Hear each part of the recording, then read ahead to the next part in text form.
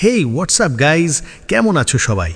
আজকে আমরা এমন এক সাইকোলজিক্যাল হরর মুভি নিয়ে কথা বলতে যাচ্ছি যা দেখার পর আপনার মনে শুধু একটি প্রশ্ন ঘুরপাক খাবে। আপনি যা দেখছেন তা কি সত্যি অতি প্রাকৃত, নাকি নিছকই এক বিভ্রম যা দেখে আপনার রাতের ঘুম হারাম হয়ে যেতে পারে? তো চলুন শুরু করা যাক। গল্পের শুরু হয় একটি চার্চ দেখানোর মাধ্যমে, যেখানে রেবেকা নামের এক মহিলাকে চার্চের কিছু সদস্য ঘিরে দাঁড়িয়েছিল। তাদের কথা শুনে মনে হচ্ছিল যে তারা রেবেকাকে প্রার্থনার মাধ্যমে পবিত্র বা পিউরিফাই করার চেষ্টা করছে। তারা ঈশ্বরের কাছে সাহায্য ও শক্তি চাইছিল, যাতে রেবেকা তার ভেতরের শয়তানের সাথে লড়াই করতে পারে। সেখানে রেবেকার স্বামী পিটারও উপস্থিত ছিল, যে মূলত এই সব করাচ্ছিল। সহজ কথায়, তারা রেবেকাকে পবিত্র করার চেষ্টা করছিল। এখান থেকে দৃশ্য পরিবর্তন হয় এবং আমরা রেবেকাকে একটি গাড়িতে করে কোথাও যেতে দেখি। রেবেকা গত কয়েকদিন ধরে প্রচণ্ড মানসিক চাপে ছিল। এছাড়া স্ট্রেস দূর করার জন্য সে মদ্যপানও করত। এরপর সে একটি গ্যাস স্টেশনে আসে, যেখানে ব্রোডি নামের এক গৃহহীন মানুষের সাথে তার দেখা হয়। ব্রোডি রেবেকার খুব ভালো বন্ধু ছিল। আসলে রেবেকার একাকিত্বের কারণেই ব্রোডি তার বন্ধু হয়েছিল। রেবেকা তাকে কিছু খাবার দিয়ে বাড়ি ফিরে আসে, কিন্তু সে বাড়ির ভেতরে ঢুকতে ইতস্তত করছিল, আর তার কারণ ছিল তার স্বামী পিটার।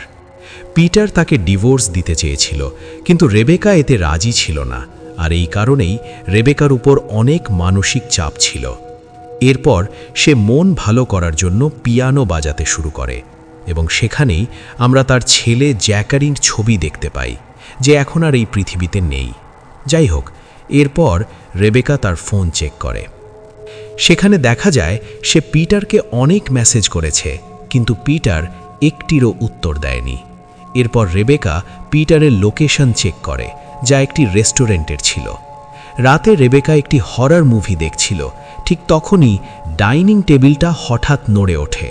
সেদিকে খুব একটা গুরুত্ব দেয়নি। এরপর সে ওয়াইনের গ্লাস নিয়ে উপরে যেতে থাকে। এই সময়ে কিছু ওয়াইন সিঁড়িতে পড়ে যায়। সে যখন সেটা পরিষ্কার করছিল, তখন তার নজর তাদের ফ্যামিলি ফটোর ওপর পড়ে। এরপর সে পিটারের রুমে যায় এবং তাকে খুব মিস করে কাঁদতে থাকে। এভাবেই পরের সকাল হয়। নিজের টেনশন নিয়ন্ত্রণ করার জন্য তাকে ওষুধ খেতে হতো। সে আবারও পিটারের মেসেজ বক্স চেক করে, কিন্তু কোনো রিপ্লাই ছিল না। হঠাৎ রেবেকা বাড়ি থেকে আসা একটি শব্দ শুনতে পায়, যার ফলে তার হাত থেকে ফোনটা পড়ে যায়। সে যখন শব্দটা পরীক্ষা করতে এগিয়ে যায়, তখন দেখে চার্চ রুম থেকে আওয়াজ আসছে। রেবেকা সেটা চেক করতে যায়। সে দরজায় কান লাগিয়ে শব্দ শোনার চেষ্টা করছিল, এবং তখনই হঠাৎ এমন কিছু আওয়াজ আসে যাতে সে খুব ভয় পেয়ে যায়। ভয় পেয়ে সে সরাসরি তার স্বামী পিটারকে কল করে, কিন্তু ফোনের স্ক্রিন ফেটে যাওয়ার কারণে তার হাতে কেটে যায়। পিটার ফোন ধরে না। পিটারের ব্যাপারে বলে রাখি, সেও চার্চের সদস্য এবং ধর্মীয় বিশ্বাসে খুব বেশি প্রভাবিত। রেবেকা তখনই পিটারকে একটি ভয়েস নোট পাঠায় এবং বলে যে সে যেন দ্রুত বাড়ি চলে আসে, কারণ বাড়িতে কেউ ঢুকেছে বলে তার মনে হচ্ছে। এরপর সে তার বেডরুমে চলে যায়। সে এতটা ভয় পেয়ে যায় যে নিজের বন্দুক বের করে সেটা নিয়েই ঘুমিয়ে পড়ে, কিন্তু মাঝ রাতে তার ঘুম ভেঙে যায় এবং সে একটি ছায়া দেখতে পায় যা তার দিকে এগিয়ে আসছে। হঠাৎ ছায়াটি তার সামনে চলে আসে এবং সে প্রচণ্ড ভয় পায়, কিন্তু আসলে এটা রেবেকার একটা দুঃস্বপ্ন বা নাইটমেয়ার ছিল। পরের দিন রেবেকা পুরো ঘর চেক করতে শুরু করে। ঠিক তখনই দরজায় কেউ কড়া নাড়ে এবং রেবেকা সতর্ক হয়ে যায়, কিন্তু আসলে সে ছিল পিটার। পিটারকে দেখে রেবেকা একটু স্বস্তি পায়। সে পিটারকে বলে যে চার্চ রুমের ওখান থেকে কিছু আওয়াজ আসছিল এবং দরজাটা নিজে থেকেই বন্ধ হয়ে গিয়েছিল। পিটার রেবেকাকে জিজ্ঞেস করে তার হাতে চোট লাগলো কি করে। সে জানায় ফোনের ভাঙা স্ক্রিন থেকে এটা হয়েছে। পিটার প্রথমেই জানতে চায় সে আজ কতটা মদ খেয়েছে। রেবেকা বলে সে সত্যি ভয় পেয়েছে এবং শব্দ শুনেছে, এটা নেশার কারণে হয়নি। পিটার তার কথা বিশ্বাস করে অফিস রুম চেক করে, কিন্তু সেখানে কিছুই পায় না। রেবেকা সন্তুষ্ট না হওয়ায় সে পিটারকে পুরো বাড়ি চেক করতে বলে, কিন্তু আবারও কিছুই পাওয়া যায় না। এরপর পিটার রেবেকার ক্ষতে ব্যান্ডেজ বেঁধে দেয় এবং বলে সব ঠিক হয়ে যাবে। রেবেকা বলে পিটারের বিনা সে অসম্পূর্ণ এবং তার জন্য সব কিছু খুব কঠিন হয়ে যাচ্ছে। পিটার বলে যে তারা এই বিষয়ে আগেই কথা বলে নিয়েছে। তখন রেবেকা সেই রেস্টুরেন্টের কথা তোলে এবং জিজ্ঞেস করে তার ডিনার কেমন ছিল। পিটার রেগে যায়, কারণ সে রেবেকাকে তার লোকেশন ট্র্যাক করতে নিষেধ করেছিল। পিটার রেবেকাকে অনেক কথা শোনায়, যা শুনে রেবেকার খারাপ লাগে। পিটার তাকে বারবার মেসেজ করতেও বারণ করে। রেবেকা বলে সে ইগনোর করছিল দেখেই সে মেসেজ করছিল। রেবেকা বলে সে এখনও তার স্ত্রী। এটা শুনে পিটার সেখান থেকে চলে যেতে চায় এবং বলে কাল তার কাজ আছে। আসলে এগুলো রেবেকা থেকে দূরে থাকার বাহানা ছিল। রেবেকা তাকে অভিশাপ দিতে শুরু করলে পিটার রেগে গিয়ে তাকে মদ্য বলে গালি দেয়। পরে পিটার ক্ষমা চায় এবং রেবেকার সাথে প্রার্থনা করতে চায়। রেবেকা না করতে চাইলেও তারা প্রার্থনা করে। যাওয়ার সময় রেবেকা তাকে রাতে থেকে যেতে অনুরোধ করলেও পিটার থাকে না। তাদের মধ্যে সবকিছু তখনই বিগড়ে গিয়েছিল যখন তাদের ছেলের মৃত্যু হয়। পরের দিন রেবেকা ঘর পরিষ্কার করছিল, তখন সে পিটারের অফিসের জানালায় একটি পাখি দেখতে পায়। তখনই মিরিয়াম সেখানে আসে, যাকে দেখে রেবেকা মোটেও খুশি ছিল না, কারণ সে তাকে ঘৃণা করত। মিরিয়াম রেবেকাকে প্রার্থনা সভায় ডাকতে এসেছিল, কিন্তু রেবেকা বলে পিটার তাকে সেখানে দেখলে রেগে যাবে। রেবেকা মিরিয়ামের জন্য চা বানায়। রেবেকা বলে পিটার তাকে এখনও ভালোবাসে এবং তাকে ডিনারে ডেকেছে। মিরিয়াম এতে খুশি হয় না এবং বলে সে কোনো মিথ্যা আশা দিতে চায় না। রাত হলে রেবেকা পিটারের পছন্দের খাবার বানায়। পিটার এলে সে তাকে স্বাগত জানায় এবং খাবার টেস্ট করায়। শুরুতে সব ঠিক থাকলেও রেবেকা যখন তাকে আই লাভ ইউ বলে, তখন পিটার বদলে কিছু বলে না। সে বলে তাদের মধ্যে কিছু ঠিক হতে পারে না, কারণ রেবেকা ঈশ্বরের পথে নেই এবং মদ্যপানও ছাড়েনি। রেবেকা বলে সে আজ সকাল থেকে এক চুমুকও দেয়নি, কিন্তু পিটার বলে ঈশ্বর তাকে আলাদা পথ দেখিয়েছেন যেখানে রেবেকা নেই। পিটার ডিভোর্স পেপার বের করে রেবেকাকে সই করতে বলে। রেবেকা রাজি হয় না। তাদের মধ্যে জ্যাকেনকে নিয়ে অনেক ঝগড়া হয়। পিটার সব দোষ রেবেকার উপর চাপিয়ে দেয়। রেবেকা উপরে চলে যায়, কিন্তু পিটার বলে সই না করা পর্যন্ত সে যাবে না। পিটার নিচে সোফায় বসে থাকে। তখনই রেবেকা এসে নিজের মাথায় বন্দুক ধরে। পিটার তাকে আটকানোর চেষ্টা করলে সারা বাড়িতে প্রচণ্ড আওয়াজ হতে শুরু করে। পিটার বন্দুক নিয়ে চেক করতে উপরে যায়। সে চিলে কোঠায় যায় এবং সেখানে একটি গুলির শব্দ শোনা যায়। পিটার নিচে নেমে আসে, তার হাতে একটি মরা জানোয়ার ছিল। সে জানায় এই জানোয়ারটি শব্দ করছিল, কিন্তু সেটা পিটারকে কামড়ে দিয়েছে। রেবেকা তার ক্ষত পরিষ্কার করে দেয়। রেবেকা আর ওই বাড়িতে থাকতে চাইছিল না, কিন্তু পিটার জেদ ধরে সে সেখানেই বাইবেল পড়বে। দুশ্চিন্তায় রেবেকা আবার ওয়াইন খেতে শুরু করে।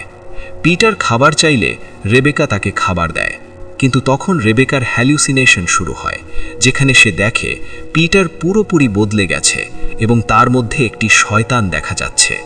তখন পিটার বলে যে আওয়াজগুলো হচ্ছে সেগুলো আসলে আরামাইক ভাষা।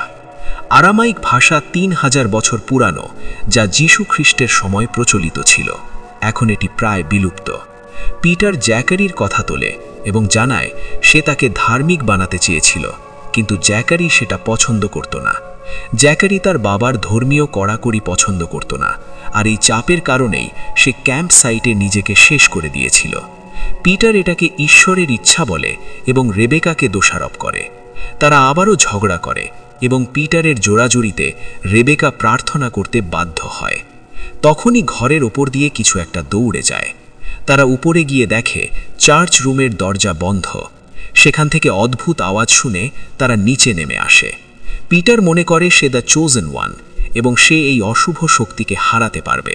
সে অ্যারামাইক ভাষায় কথা বলতে শুরু করলে বাড়িতে বিদ্যুৎ চমকায় এবং আগুন ধরে যায়। পিটার এটাকে মিরাকেল মনে করছিল। ভেতরে আসার পর পিটার রেবেকার দেওয়া কাঁচের গ্লাস হাত দিয়ে ভেঙে ফেলে এবং তার হাত থেকে রক্ত পড়তে থাকে। রেবেকা বাথটাবে একটি হাত দেখতে পায় যা তার দিকে আসছে।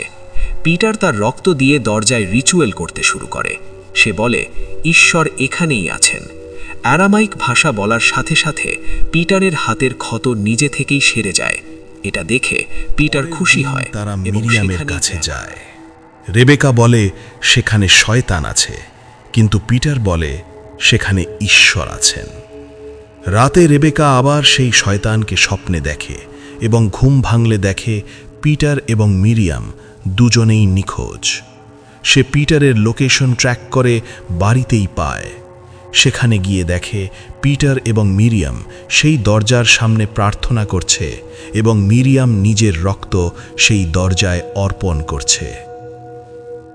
পিটার রেবেকাকে একটি রুমে আটকে দেয় এবং বলে আজ সে নিজের চোখে ঈশ্বরকে দেখবে। রেবেকা পালানোর চেষ্টা করলে পিটার তাকে ধরে চার্চ অফিসের সামনে নিয়ে আসে। মিরিয়াম সেখানে নিজেকে বলি দিতে শুরু করে এবং ড্যাগার দিয়ে নিজেকে আঘাত করে। পিটার আমেন বলে চিৎকার করে এবং দরজার পেছন থেকে কালো ধোঁয়া বা ছায়া বেরিয়ে আসে। রেবেকা এই সুযোগে পালিয়ে বাথরুমে লুকিয়ে পড়ে। পিটার বাইরে থেকে বলে যে সে এভাবেই জ্যাকরিকে পবিত্র করেছিল, কারণ তার ওপর শয়তানের কবজা ছিল। এটা শুনে রেবেকা স্তব্ধ হয়ে যায়। সে বুঝতে পারে পিটারই জ্যাকরিকে মেরেছে এবং বলি দিয়েছে। পিটারকে সেই শয়তান ম্যানিপুলেট করেছিল যে নিজেকে ঈশ্বর হিসেবে জাহির করছিল। রেবেকা বুঝতে পারে সে আসলে এক পাগলের সাথে ঘর করছিল। সে বুদ্ধি খাটিয়ে বলে যে সেও বলি দিতে রাজি। পিটার বন্দুক পকেটে রেখে রেবেকাকে বাইরে নিয়ে আসে। সে রেবেকাকে সেই ড্যাগারটি দেয় নিজেকে মারার জন্য, কিন্তু পিটারের ওপর হামলা করে এবং তার পায়ের নিচে গুলি করে। রেবেকা সেই শয়তানকে ডাক দেয়। শয়তানের দরজা খুলে যায় এবং পিটারকে ভেতরে টেনে নিয়ে যায়। পিটার সাহায্যের জন্য চিৎকার করলেও রেবেকা তাকে সাহায্য করে না এবং পিটার শেষ হয়ে যায়। পরের দৃশ্যে দেখা যায় রেবেকা তার বিয়ের আংটি এবং ক্রস নেকলেস খুলে ফেলে দেয়। সে নতুন জীবন শুরু করার জন্য বেরিয়ে পড়ে। সে বুঝতে পেরেছিল পিটার ঈশ্বর আর শয়তানের মধ্যে পার্থক্য করতে পারেনি। সিনেমাটি এখানেই শেষ হয়। আশা করি দ্য বিহোল্ড সিনেমার এই ব্যাখ্যা আপনার ভালো লেগেছে। দেখা হবে পরের কোনো ভিডিওতে। সেই পর্যন্ত ভালো আর সুস্থ থাকুন। আল্লাহ হাফিজ।